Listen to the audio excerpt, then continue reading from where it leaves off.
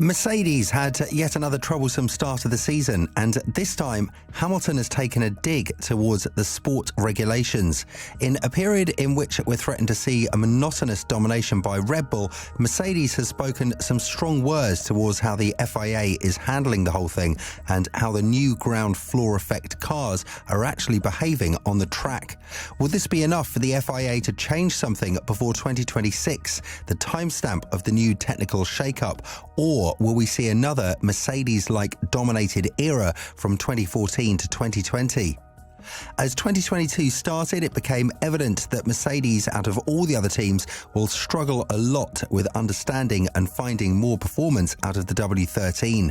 Wolff and Hamilton were very critical of the W13, a car that, while managed to rack up a win in Brazil and a couple of podiums, was definitely the worst car that exited production out of Brackley.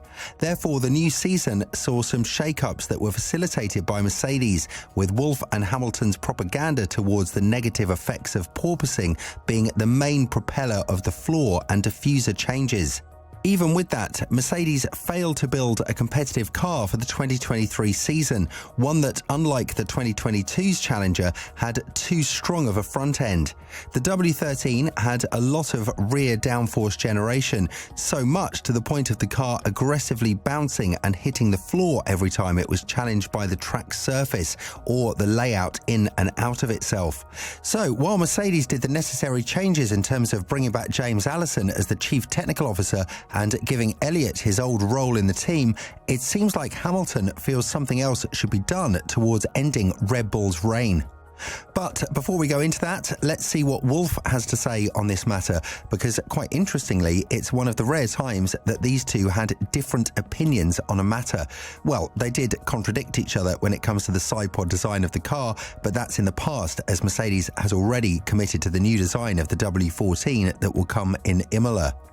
When being asked about where he sees the current season going and what the future of the sport is, Wolff said, "You can see their car is barely moving, be it on straights or over bumps. Corner through balance looks easy.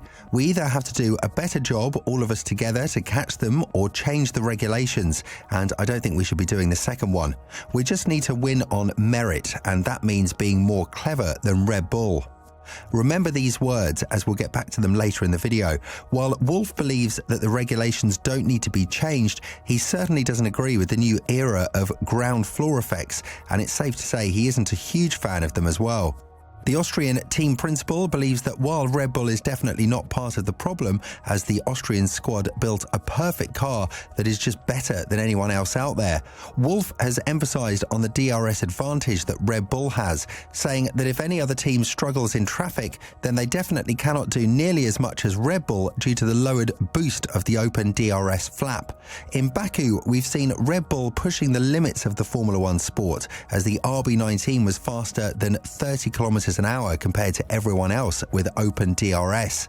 Things have got to the extent of Red Bull passing competitive cars like Russell and Leclerc without even needing the DRS boost, so what Hamilton had to say about this matter has really raised some eyebrows. The last thing that Formula One needs right now as a sport is another era dominated by one team, as we've just escaped the turbo hybrid domination by Mercedes. Nonetheless, it's up to the teams to fix that narrative and be more competitive further down the campaign. But according to Hamilton, Formula One as a sport can definitely do something about this as well. Even though Wolff was not happy with changing the regulations, his driver believes that this might be the only and the fairest way to stop the domination of Red Bull, as the fans will quickly get bored by the constant 1-2 finishes of Red Bull in Baku.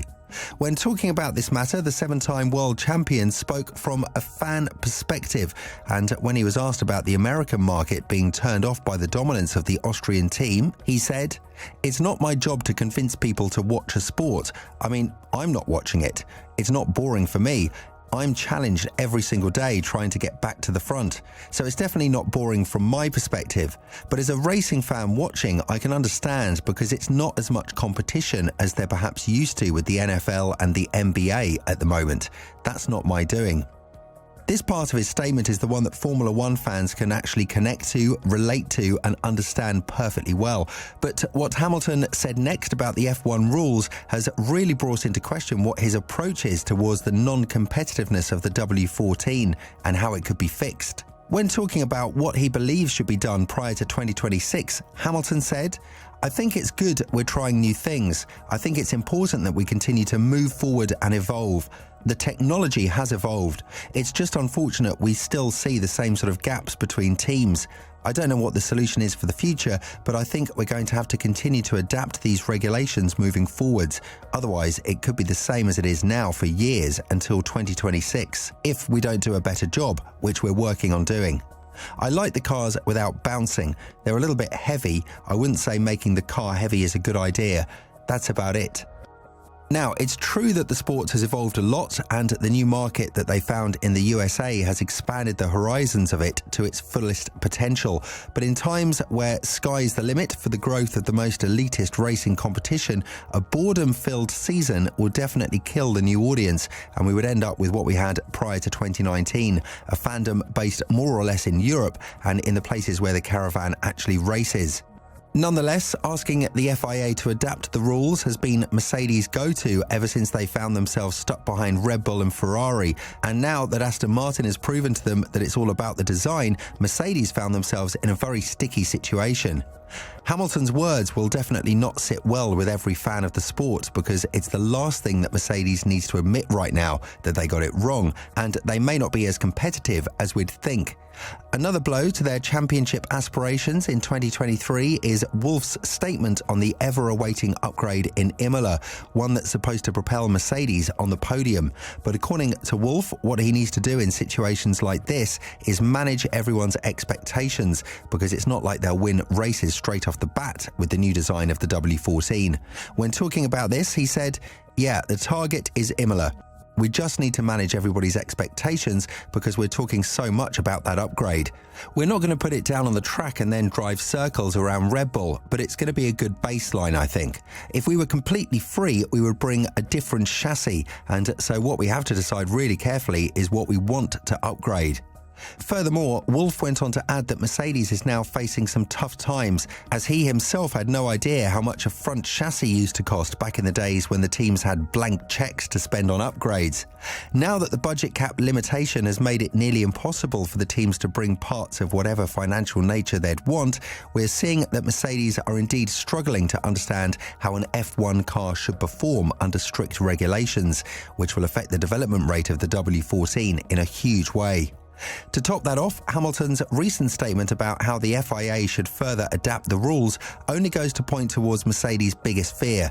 The upgrade that they're planning in Imola won't bring wonders out of the sky, and they won't be able to catch up that much to Red Bull, Ferrari and Aston Martin, despite their initial hopes. While the benefits of the aerodynamic facilities are yet to be reaped further down the season, the current advantage that Red Bull has seems like one in which they won't even need upgrades to the RB19. Hence, they won't even have to spend time in the aerodynamic facilities, and that would be a definite blow to Mercedes and all of its rivals. What do you think about Hamilton's dig at the sport regulations? Let us know in the comments below.